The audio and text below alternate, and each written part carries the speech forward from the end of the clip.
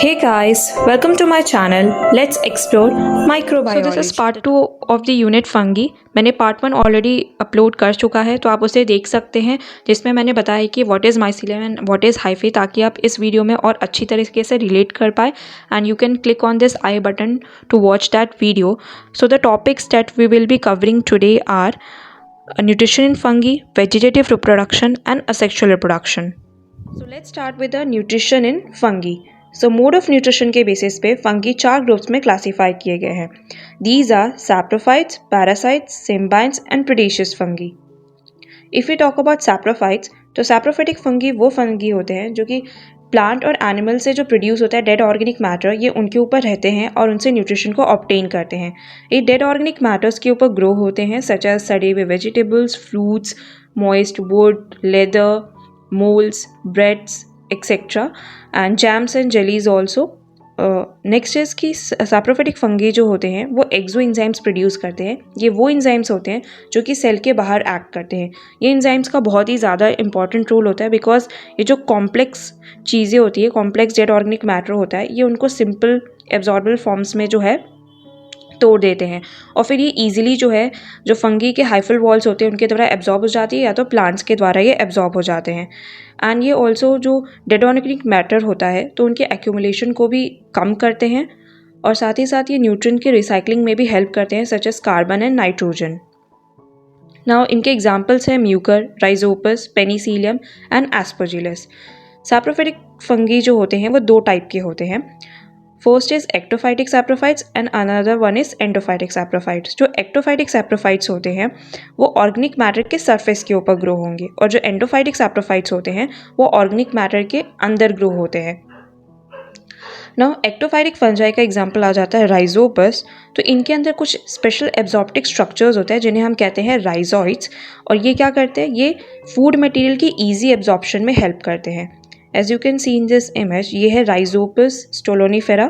ठीक है, ये इसका माइक्रोस्कोपिक इमेज है, और ये इसके हाइफे है, और यहाँ से जो है हाइफे से प्रोड्यूस हो रहा है, ये उसके मॉडिफिकेशन आते हैं राइजोइड्स, जो कि हेल्प करते हैं फूड मटेरियल के एब्जॉर्प्शन में. Now next is parasites. So जो पैरासिटिक फंगी होते हैं वो दूसरे प्लांट और एनिमल्स के ऊपर रहते हैं, और उनसे जो है वो फूड को ऑब्टेन करते हैं. अब ये लिविंग ऑर्गेनिज्म जिन पे ये फंगी जो है पैरासिटाइज करती है उन्हें हम होस्ट कहते हैं. As you can see in this image, so ये एक लीफ है जिसके ऊपर जो है फंगल ग्रोथ हुआ है. ओके, सो ये लीफ जो है ये होस्ट हो जाएगा, और ये जो फंगी है ये पैरासाइट हो जाएगा.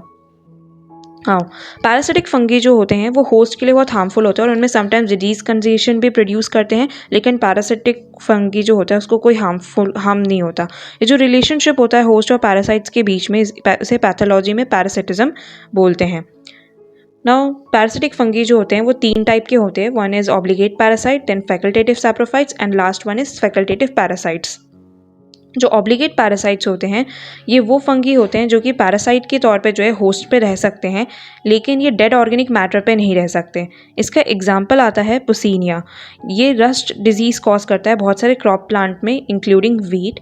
सो as you can see in this image, तो ये वीट प्लांट का लीफ है जिसके ऊपर पुसीनिया जो है वो रस्ट डिजीज़ कॉज कर रहा है, and these are the sori of the rust fungi.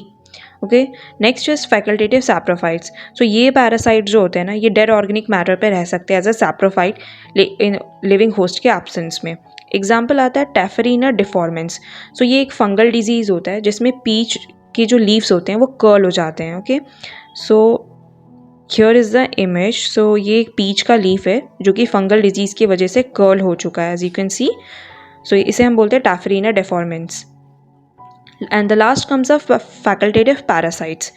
So facultative parasites में वो फंगी होते हैं जो कि सैप्रोफाइटिक मोड ऑफ न्यूट्रिशन को फॉलो करते हैं, मतलब ये डेड ऑर्गेनिक मैटर पे ग्रो कर सकते हैं, और कुछ कंडीशन पे जो है ये होस्ट प्लांट पे भी पैरासिटाइज करते हैं, मतलब ये होस्ट प्लांट पे भी ग्रो कर सकते हैं. इसका एग्जांपल आता है फ्यूसेरियम एंड पाइथियम, जो कि सॉफ्ट रॉट डिजीज़ कॉज करता है क्रॉप प्लांट में. So as you can see this is a ginger जिसके अंदर जो है फुसेरियम और या पाइथियम ने जो है सॉफ्ट रॉट डिजीज़ कॉज किया, तो ये थोड़ा सा मशी अपीयरेंस हो जाता है, तो सड़ जाते हैं ये. तो ये होता है ये फुसेरियम फंगी के वजह से. नाउ पैरासाइट का लोकेशन क्या है होस्ट ऑर्गेनिज्म के अंदर, तो उसके बेसिस पे पैरासाइट जो है वो 2 टाइप के हैं. One is endoparasite and other one is ectoparasite. अगर पैरासाइट जो है वो होस्ट टिश्यू के बाहर रह रहा है तो हम एंडोपैरासाइट कहेंगे, और अगर पैरासिटिक फंगी जो है वो होस्ट टिश्यू के बाहर रह रहा है तो उसे हम एक्टोपैरासाइट कहेंगे। ना पैरासिटिक फंगी जो होते हैं ना उनके पास कुछ स्पेशल एब्जॉर्प्टिक स्ट्रक्चर्स होते हैं जिसे हम लोग बोलते हैं हॉस्टोरिया। ओके, सो हॉस्टोरिया जो होते हैं वो स्पेशल एब्जॉर्प्टिक स्ट्रक्चर्स होते हैं जो न्यूट्रिएंट को एब्जॉर्ब करने में हेल्प करते हैं फ्रॉम द होस्ट सेल। इसके बारे में हमने ऑलरेडी प्रीवियस वीडियो में डिस्कस किया, बट स्टिल हम यहाँ पे डिस्कस करेंगे। तो ये हॉस्टोरिया जो है ये हाइफे जो होते हैं ना उनके स्पेशल मॉडिफिकेशंस होते हैं। तो हॉस्टोरिया दो टाइप के हो सकते हैं, मतलब ये इंट्रासेलुलर भी हो सकते हैं जो कि सेल्स के बीच में प्रेजेंट होंगे, दो सेल्स के बीच में प्रेजेंट होंगे, एंड इंट्रासेलुलर भी हो सकते हैं, मतलब कि ये सेल्स के अंदर प्रेजेंट होंगे। सपोज ये दो सेल है तो उनके बीच में भी हो सकता है हॉस्टोरिया, या एक सेल है इसके अंदर भी ये हॉस्टोरिया हो सकता है। तो इस तरीके से दो टाइप के होते हैं जैसा कि आप इस इमेज में देख सकते हैं। सो फॉर एग्जाम्पल एक फंगी है, ठीक है, तो वो ये होस्ट सेल हो गया, तो इसके ऊपर ये ग्रो हुआ है, तो ये जो इसके माइसीलियम होते हैं वो क्या करेंगे, वो पेनिट्रेट करेंगे होस्ट सेल के एपिडर्मल सेल के अंदर। ओके, एंड देन ये हॉस्टोरिया फॉर्म कर लेंगे, और फिर ये हॉस्टोरिया के हेल्प से जो है न्यूट्रिशन को जो है न्यूट्रिएंट्स को जो है वो एब्जॉर्ब करेंगे from the host cell. So this is called haustoria. Next is symbionts. So ये फंगी जो होते हैं ये लिविंग ऑर्गेनिज्म के ऊपर या उनके साथ ग्रो करेंगे, और ये दोनों ही म्यूचुअली बेनिफिट होते हैं, मतलब ये एक दूसरे को बेनिफिट प्रोवाइड करते हैं। Examples are lichen and mycorrhiza. So lichens जो होते हैं वो एल्गी और फंगी के बीच में जो सिम्बायोटिक एसोसिएशन होता है उन्हें हम लाइकेन्स कहते हैं।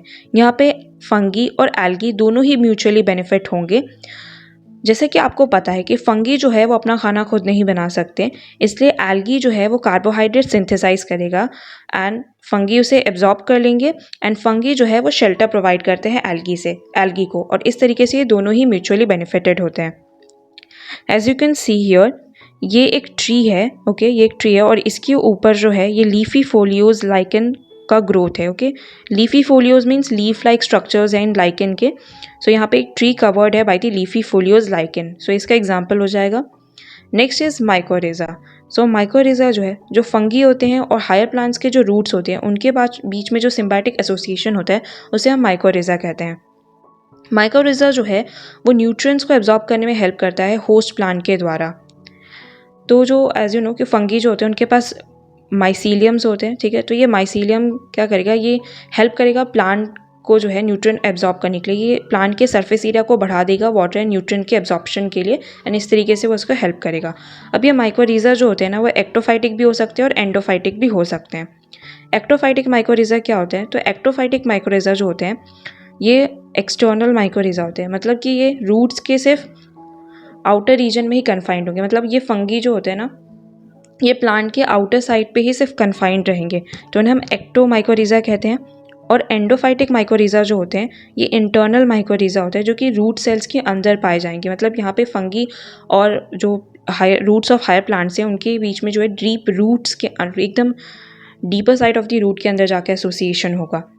थोड़ा एग्जाम्पल से समझते हैं, तो दीज आर एक्टोफाइटिक माइकोरिजा, बिकॉज ये आपको हायर प्लांट्स दिख रहे हैं और ये इनके रूट्स है, तो ये रूट्स और ये है हमारे पास फंगी और ये इनके माइसीलियम है, तो इनके बीच में जो है सिर्फ सुपरफिशियली एसोसिएशन आपको दिख रहा होगा, डीपर रूट्स में एसोसिएशन नहीं है, एकदम सुपरफिशियली इनका एसोसिएशन है, और ये इस तरीके से इनके सरफेस एरिया को इंक्रीज़ कर देंगे ताकि ये ईजिली न्यूट्रिएंट्स को एब्जॉर्ब कर पाए, और ये फंगी को जो है फिर फूड प्रोवाइड कर रहे हैं। और अगर हम एंडोमाइकोरिजा की बात करें, सो दीज आर एंडोमाइकोरिजल, यहाँ पे जो है आपको फंगल एसोसिएशन जो है डीप रूट्स में दिखाई दे रहा होगा, so these are endomycorrhiza. Okay, these are ectomycorrhizal, देखो सुपरफिशियली जो है यहाँ पे आपको एसोसिएशन दिख रहा होगा, डीपर रूट्स में एसोसिएशन नहीं है, and these are endomycorrhiza. Okay, यहाँ पे फंगी जो है वो डीपली रूट्स में आपको दिख रहे होंगे, and these are roots of the higher plants, तो these are endomycorrhizal association. And the last one is predacious fungi. So predacious fungi जो होते हैं वो फंगी होते हैं जो कि एनिमल को कैप्चर करते हैं, इसलिए हम इन्हें प्रेडेटर्स कहते हैं। ये फंगी जो होते हैं इनके पास कुछ स्पेशल हाइफल मॉडिफिकेशन होता है जिसे हम हाइफल ट्रैप कहते हैं, और इन्हें हम स्नेयर्स भी कहते हैं। ये हेल्प करते हैं जो स्मॉल एनिमल्स होते हैं जैसे कि नीमाटोड्स हो गया या प्रोटोजोआ हो गया उनको कैप्चर करने के लिए। ऐसे फंगी जो होते हैं वो ज़्यादातर जो है सॉइल में रहते हैं, और इनके पास जो है हाइफल ट्रैप्स होते हैं, ओके, जिससे कि वो ईजिली जो है कैप्चर कर सकते हैं स्मॉल एनिमल्स को, इनके पास हॉस्टेरिया भी होता है। जैसे कि उन्होंने एक फॉर एग्जांपल अपने एक प्रे को कैप्चर किया, मतलब एनिमल को कैप्चर किया जो कि इनका प्रे है, ठीक है, और फिर वो इजीली जो है ये हॉस्टेरिया को प्रोड्यूस करेंगे इसके टिश्यू के अंदर, एंड देन वहाँ से वो न्यूट्रिएंट्स को एब्जॉर्ब कर सकते हैं। सो दे पजेस हॉस्टेरिया ऑल्सो। कुछ प्रोड्यूसर्स फंगी जो होते हैं ना, वो कुछ स्टिकी सिक्रीशन भी प्रोड्यूस करते हैं जो नीमाटोड्स को कैप्चर करने में हेल्प करता है। Now examples of predator fungi are arthropods, dactylella and dactylaria. Now as you can see in this image, ये माइसीलियम है या हाइफे बोल सकते हैं, और इसका जो मॉडिफिकेशन है इसे हम हाइफल ट्रैप या स्नेयर कहते हैं। एंड ये ईजिली जो है ये सॉइल में फंगी ग्रो होते हैं और ये वहाँ पे जो नीमाटोड्स होते हैं उन्हें कैप्चर करने में हेल्प करता है। यहाँ पे भी आप देख सकते हैं कि हाइफल ट्रैप ने नीमाटोड्स को कैप्चर कर लिया है। Next is reproduction in fungi. As you know कि फंगी जो है वो वेजिटेटिवली, सेक्सुअली एंड असेक्सुअली तीनों तरीके से रिप्रोड्यूस कर सकते हैं। If you talk about vegetative reproduction in fungi, so vegetative reproduction जो है वो हेल्प करता है नंबर ऑफ इंडिविजुअल को इंक्रीज करने के लिए इन द पॉपुलेशन। फंगी के अंदर वेजिटेटिव रिप्रोडक्शन जो है 7 तरीके से हो सकता है, by fragmentation, fission, bird fission, budding से, गेमी से, स्क्लेरोटिया एंड राइजोमॉर्फ से। First is fragmentation. So fragmentation में क्या होता है कि जो माइसीलियम होते हैं, for example this is mycelium, okay, ये एक माइसीलियम है, ओके, देन ये छोटे छोटे टुकड़ों में जो है टूट जाता है, ओके, और फिर ये छोटे छोटे टुकड़े जो है बाद में एक नया माइसीलियम ग्रो कर लेते हैं, एक न्यू इंडिविजुअल में ग्रो हो जाते हैं। As you can this image, these are the fragments, और फिर एक फ्रैगमेंट जो है एक न्यू हाइफे में ग्रो हो गया, फिर ये माइसीलियम बना लेगा, ओके। एंड ये फ्रैगमेंटेशन जो होता है ये फिलामेंटस फंगाई में बहुत कॉमन होते हैं, जैसे कि राइजोपस हो गया या एस्पेजिलस हो गया। हियर्स अ साइकिल, ओके, जिसमें आपको और इजीली समझ आएगा फ्रैगमेंटेशन। सो सबसे पहले होता है फ्रैगमेंटेशन में डिटैचमेंट, जिसमें एक्सीडेंटली या मैकेनिकल इंजरीज की वजह से माइसीलियम जो है वो फ्रैगमेंट्स में टूट जाता है। फिर आता है सेग्रीगेशन, जिसमें माइसीलियम जो है वो और भी ज़्यादा सेगमेंट्स में इस तरीके से टूट जाएंगे, ठीक है। देन इनमें सेल की डिवीजन होगी एंड देन ईच सेल जो है वो ग्रो करेगा एक न्यू माइसीलियम में, देयर इज न्यू इंडिविजुअल में। Next comes the fission. So fission जो है वो यूनिसेलुलर फंजाई में होता है, सच एज ईस्ट में। यहाँ पे जो मैच्योर सेल्स होते हैं वो माइटोसिस से जो है डिवाइड करेंगे और 2 सेल्स फॉर्म करेंगे, और फिर ये 2 डॉटर सेल्स जो हैं वो एक दूसरे से सेपरेट होंगे और 2 इंडिविजुअल को प्रोड्यूस करेंगे, okay, as you can see in this image, this is fission in the yeast, okay. So यहाँ पे और हम क्लियरली और समझ सकते हैं। सो सपोज़ ये जो है पेरेंट सेल है, ईस्ट पेरेंट सेल है, ठीक है, तो ये ट्रांसवर्सली जो है इस तरीके से इलोंगेट होगा, ठीक है, और फिर ये डॉटर सेल्स प्रोड्यूस करेगा। तो इसमें सबसे पहले जो है ये न्यूक्लियस डिवाइड करेंगे। सो यहाँ पे सपोज़ ये न्यूक्लियस है तो ये सबसे पहले यहाँ पे ये न्यूक्लियस डिवाइड करेंगे, फिर साइटोप्लाज्म डिवाइड होगा। देन यहाँ पे जो है पेरेंट सेल डिवाइड होकर जो है साइटोप्लाज्म डिवाइड होकर 2 डॉटर सेल्स बना लेगा, एंड देन ये 2 डॉटर सेल्स जो होंगे ये सेपरेट हो जाएंगे एक दूसरे से और फिर ये इंडिविजुअली जो है प्रोड्यूस करेंगे। Next is bud fission. So ये मॉडिफाइड टाइप होता है फिजन का। इसमें क्या होता है कि सपोज़ हमारे पास एक ईस्ट सेल है जिसे हम मदर सेल या पेरेंट सेल कहेंगे, ओके, इससे जो है एक बड प्रोड्यूस होगा, और ये बड के जो ये बेस है यहाँ पे जो है क्रॉसवॉल डेवलप होगी जिससे कि वो मदर सेल से जो है सेपरेट हो जाएगा। उसके बाद ये बड में जो है फिजन होगा, तो सबसे पहले इसमें जो है न्यूक्लियस डिवाइड करेंगे, ओके, देन ये साइटोप्लाज्म डिवाइड करेगा, ये और फिर 2 डॉटर सेल्स मिल जाएंगे जो कि एक दूसरे से सेपरेट हो जाएंगे और फिर ये एक इंडिविजुअल में ग्रो हो जाएंगे, ओके। सो यहाँ पे सिर्फ ये जो बर्ड्स यही इनमें ही फिजन होगा, जो डॉटर सेल्स है इनमें फिजन होगा, जो मदर सेल्स है ना इनमें फिजन नहीं होगा, ओके। सो यहाँ पे सिर्फ बर्ड में फिजन होता है, मदर सेल में फिजन नहीं होगा। Next is budding. So budding में क्या होता है कि हमारे पास सपोज ये ईस्ट सेल है, ठीक है, और ईस्ट सेल से जो है एक बर्ड लाइक ग्रोथ होता है, ठीक है, फ्रॉम ये मैच्योर सेल है और इससे एक बर्ड लाइक ग्रोथ होगा, ओके। सो इसे हम बडिंग कहते हैं। एंड देन ये ग्रो करके जो है फिर ये अपने पेरेंट सेल से डिटैच हो जाता है इस तरीके से, और फिर ये एक न्यू इंडिविजुअल में ग्रो हो जाएगा। और ये ज़्यादातर यूनिसेलुलर फॉर्म्स में देखा जाता है, सच एज ईस्ट। जहाँ पे लाइफ साइकिल देख लेते हैं, तो सपोज़ हमारे पास ये पेरेंट सेल है, ठीक है, और ये पेरेंट सेल से जो है सपोज़ ये हमारे पास पेरेंट सेल है और यहाँ से जो है ये आउटग्रोथ होगा बर्ड लाइक, एंड देन ये अपने पेरेंट सेल से जो है डिटैच हो जाएगा ये बर्ड, और फिर ये हमारा डॉटर सेल जो है बाद में ग्रो के एक नया इंडिविजुअल बना लेगा। समटाइम्स क्या होता है कि ये जो बर्ड होता है अपने पेरेंट्स सेल से डिटैच होने से पहले और भी बहुत सारे बर्ड्स प्रोड्यूस करते हैं और इस तरीके से चेन ऑफ बर्ड प्रोड्यूस हो जाता है। You can also see here this is an yeast cell, okay, and this is parent cell। यहाँ से एक बर्ड लाइक आउटग्रोथ हुआ है, ओके, एंड देन ये डिटैच हो जाएगा तो हमारे पास पेरेंट सेल बचेगा, ये डॉटर सेल बचेगा और फिर ये डॉटर सेल ग्रो होकर जो है एक और न्यू ईस्ट सेल फॉर्म कर लेंगे।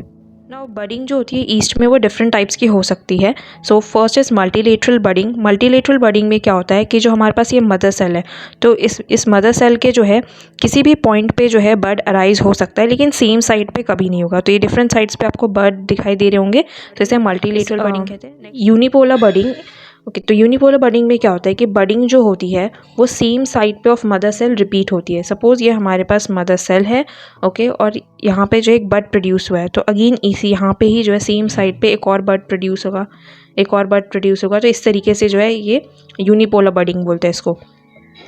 Next is bipolar budding. Bipolar budding में क्या होता है कि जो बडिंग होती है वो किसी दो पोल पे ही जो है सेल के रेस्ट्रिक्टेड होती है। तो ये मदर सेल हो गया और इसकी इस पोल पे और इस पोल पे जो है बर्ड प्रोड्यूस हो रहा है तो वो सिर्फ इन दो पोल पे रेस्ट्रिक्टेड है, सिर्फ यहीं पे ग्रो होंगे। And the last one is the monopolar budding. तो मोनोपोलर बडिंग में क्या होता है कि बर्ड जो होते हैं वो किसी एक pole of the mother cell से ओरिजिनेट होंगे। तो ये हमारे पास मदर सेल है और इसके इस पोल से ही जो है बर्ड सिर्फ अराइज होगा और कहीं से भी अराइज नहीं होगा। So it's called monopolar budding. Next is formation of gemmae. So gemmae क्या होते हैं? तो हमारे पास जो है एक हाइफे होता है, as you can see in this image, this is an hyphae, ठीक है। और ये हाइफे के ऊपर कुछ इस तरीके से स्पोर्स डेवलप होते हैं, इसे हम कहते हैं क्लमाइडोस्पोर्स। फिर ये क्लमाइडोस्पोर जो है अपने अराउंड एक थिक वॉल डेवलप कर लेते हैं, ठीक है, एंड उन थिक वॉल क्लमाइडोस्पोर के एग्रीगेशन से बनता है गेमे, ओके। ये अनफेवरेबल कंडीशंस में फॉर्म होता है। एग्जाम्पल स्पोरेलिजेनिया के लाइफ साइकिल के दौरान ये फॉर्म होता है। So it's a life cycle of sporelegenia और इसके लाइफ साइकिल के दौरान जो है ये फॉर्म होगा। This is chlamydospores and this is gemmae and it's somewhat looks like this, okay. Now let's see its cycle, okay. So as you can see ये hyphae जो है, हाइफे के ऊपर ये क्लमाइडोस्पोर्स दिख रहे होंगे आपको, ठीक है। ये सिंगली भी फॉर्म होते हैं और चेन फॉर्म में भी ये प्रोड्यूस होते हैं, ठीक है। फिर ये जो क्लमाइडोस्पोर्स होते हैं ये अपने अराउंड एक थिक रेजिस्टेंट वॉल डेवलप कर लेंगे और जैसा कि आपको ये दिख रहा है और इसके अंदर ये फूड मटेरियल्स को एक्यूमुलेट करते हैं, ओके, जब तक कि और हेल्प करते हैं फंगस को अनफेवरेबल कंडीशंस में सर्वाइव करने के लिए। और ये डॉर्मेंट स्टेट में चले जाते हैं जब तक कि फेवरेबल कंडीशंस ना आ जाए। और जैसे ही फेवरेबल कंडीशंस आएंगे ये जो है हाइफे प्रोड्यूस जैसे ही फेवरेबल कंडीशंस आ जाते हैं ये क्लमाइडोस्पोर्स जो होते हैं ये माइसीलियम में डेवलप हो जाते हैं। So as you can see this is, ये माइसीलियम इन्होंने फॉर्म कर लिया है। सो बेसिकली गेमे का काम होता है फंगी को हेल्प करना सर्वाइव करने के लिए अनफेवरेबल कंडीशंस में। बिकॉज जैसे ही अनफेवरेबल कंडीशंस आता है तो ये जो हमारे पास इस तरीके से क्लमाइडोस्पोर्स होते हैं वो एक थिक वॉल डेवलप कर लेंगे और इसके अंदर वो फूड को एक्यूमुलेट करते हैं और हेल्प करते हैं फंगाई को अनफेवरेबल कंडीशंस में सर्वाइव करने के लिए। और जैसे ही फेवरेबल कंडीशंस रिटर्न हो जाएंगे तो क्या करेंगे, ये फिर जो है ये माइसीलियम फॉर्म कर लेंगे, okay. Now next is sclerotia. So sclerotia जो होते हैं वो pseudo parenchymatous tissue like mycelial aggregation से बने होते हैं। ये हेल्प करते हैं फंगी को अनफेवरेबल कंडीशंस को ओवरकम करने के लिए। ये सर्वाइव कर सकते हैं सबस्ट्रेटम फॉर एग्जांपल सॉइल में बहुत सालों तक। ये कॉमनली प्लांट पैथोजेनिक फंगी जो होते हैं उनके द्वारा प्रोड्यूस्ड होते हैं। मतलब ऐसे पैथोजेनिक फंजाई जो कि प्लांट को इन्फेक्ट कर सकते हैं उनके द्वारा प्रोड्यूस होते हैं। इनकी साइज़ और शेप जो होती है वो डिफरेंट फंगल ग्रुप्स में वैरी करती है। Now this is the sclerotia, okay, as you can see ये इसका वॉल है एंड ये इसके माइसीलियम्स है, इसके adventures mycelium, okay. It also looks like this is sclerotium.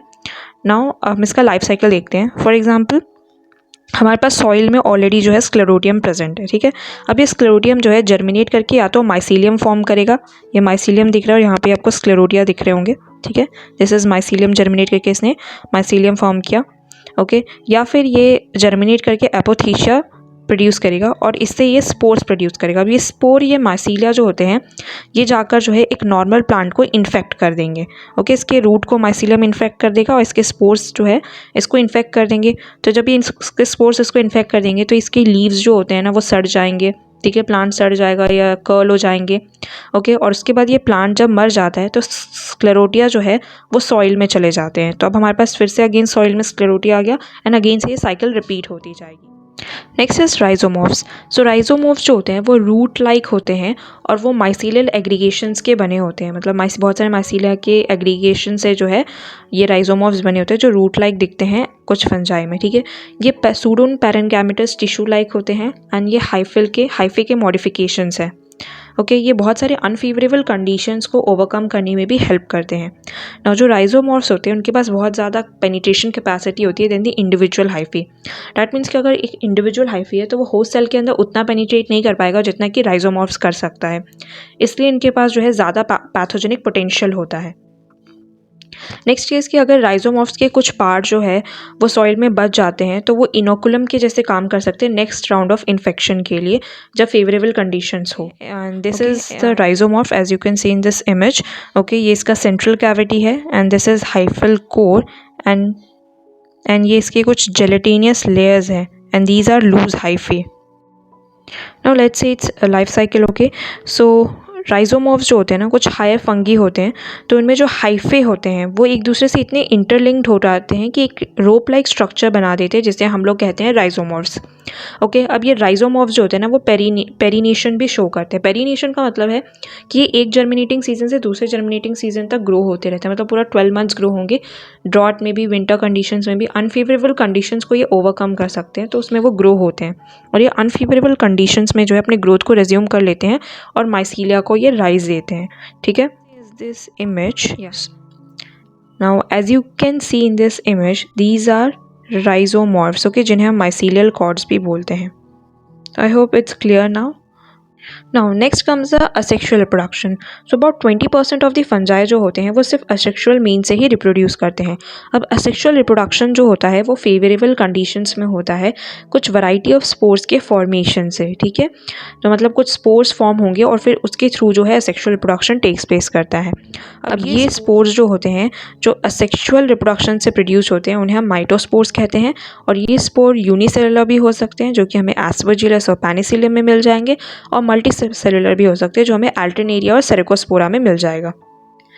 Let's see the formation of spore. अब स्पोर जो होते हैं एज यू नो कि हमारे पास सपोज ये फंजाई है और ये इसके जो है हाइफे एंड देन ये माइसीलियल फॉर्म कर रहा है, तो ये माइसीलिया पे भी प्रोड्यूस होंगे स्पोर्स और सपोज ये हमारा जो है ये फ्रूटिंग बॉडी है तो यहाँ पे भी स्पोर्स प्रोड्यूस होते हैं। ठीक है, तो इस तरीके से ये स्पोर फॉर्म होता है एंड ये माइटोटिक डिवीजन से फॉर्म होगा।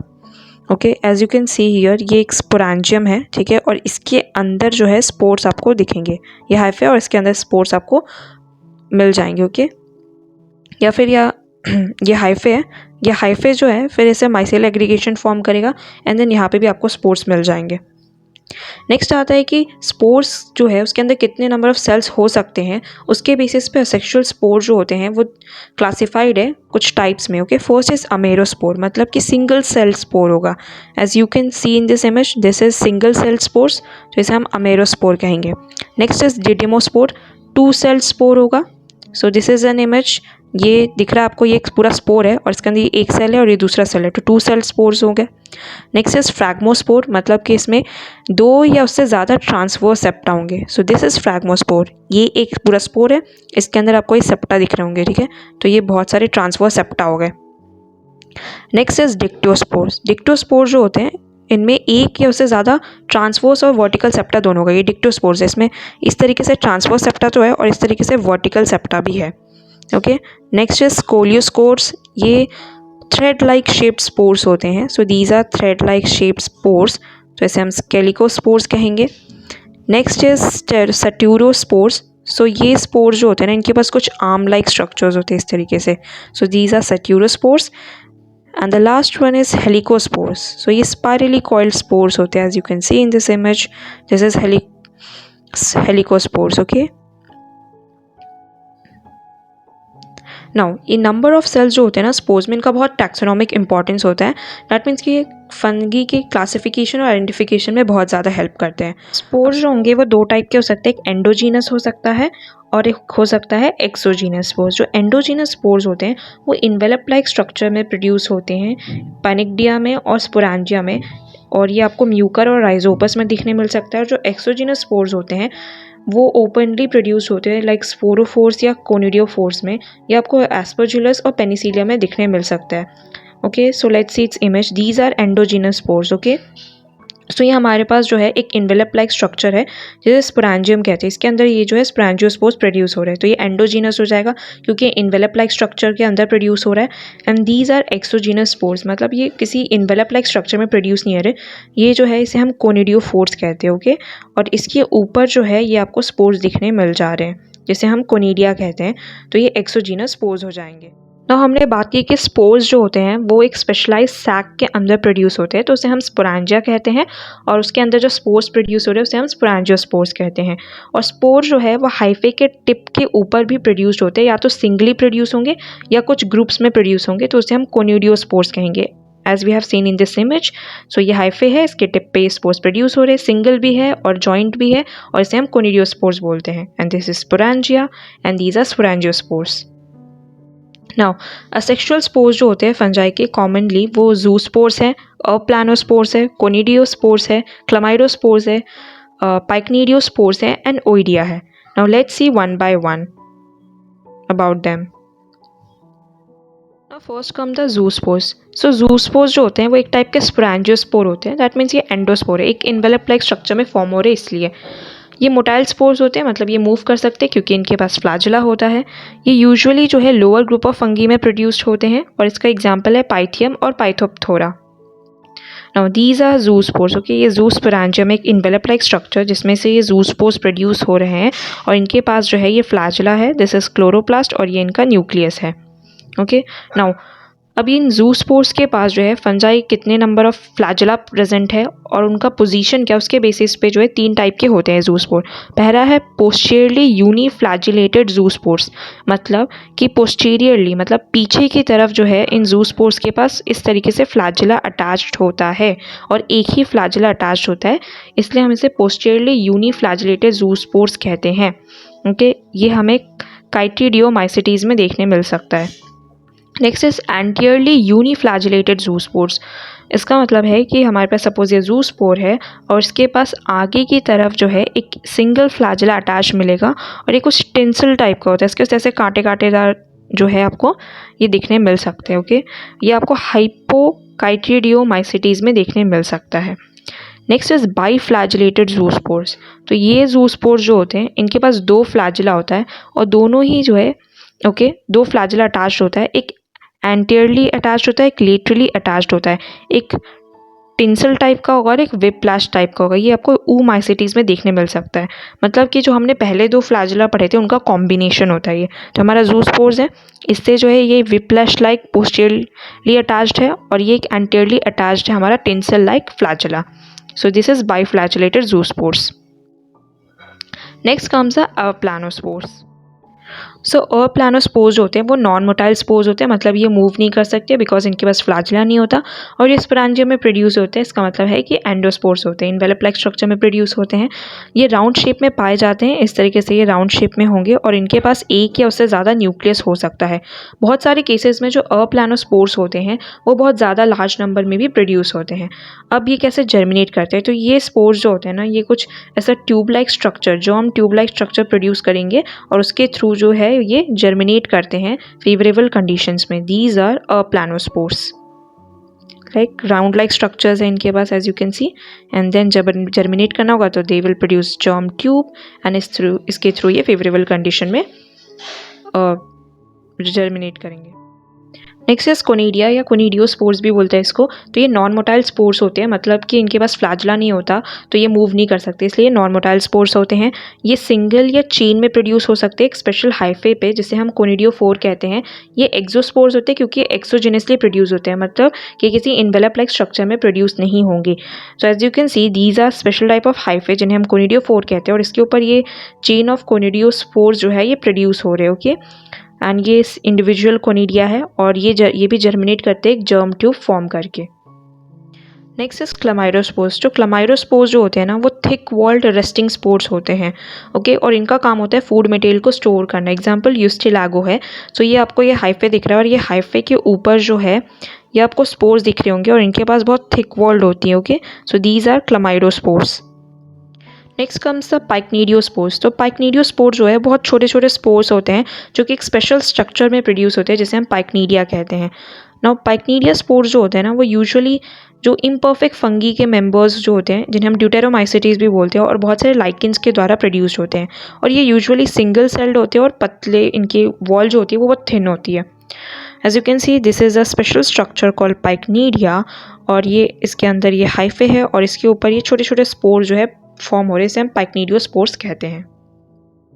And at last comes the oidia. Oidia में क्या होता है कि हाइफे जो होते हैं वो बहुत छोटे छोटे पीसेज में टूट जाते हैं और सबके सब जो है एक सिंगल सेल्ड ओइडिया में डेवलप हो जाते हैं। ये ओइडिया जो है बहुत थिन वॉल्ड और स्मॉल होते हैं। इनके फूड मटेरियल को बिल्कुल स्टोर नहीं करते हैं, और जैसे ही ये हाइफे छोटे छोटे पीसेज, ये सपोज हाइफे छोटे छोटे पीसेज में जैसे ये टूट जाता है और लिबरेट हो जाएगा, तो ये तुरंत जो है ये जर्मिनेट कर जाते हैं। ओके, ये आपको कॉप्रीनस में देखने को मिल सकता है। और कुछ लाइकेंस में क्या होता है आपको कि ये ओइडिया जो है बाद में जर्मिनेट होकर जो है कुछ फंगल कंपोनेंट को भी फॉर्म करते हैं। Okay, so as you can see ये हाइफे है हमारे पास। ये हाइफे जो है फिर ये छोटे छोटे फ्रैगमेंट्स में टूट करके जो है ये इस टाइप का सिंगल सेल्ड ओइडिया बना लेगा। ओके, और फिर ये ओइडिया जो है बाद में जर्मिनेट करके कुछ फंगल कंपोनेंट्स फॉर्म कर लेते हैं लाइकेंस के अंदर। सो या that's it for today. I hope आपको चीज़ें क्लियर होंगी, और इस नोट का लिंक जो है मैं डिस्क्रिप्शन बॉक्स में डाल दूँगी और ऑल्सो पिन कर दूँगी इन द कमेंट सेक्शन, सो आप वहाँ से डाउनलोड कर सकते हैं। And in the next part, we will discuss sexual production in fungi, classification of fungi and types of thallus.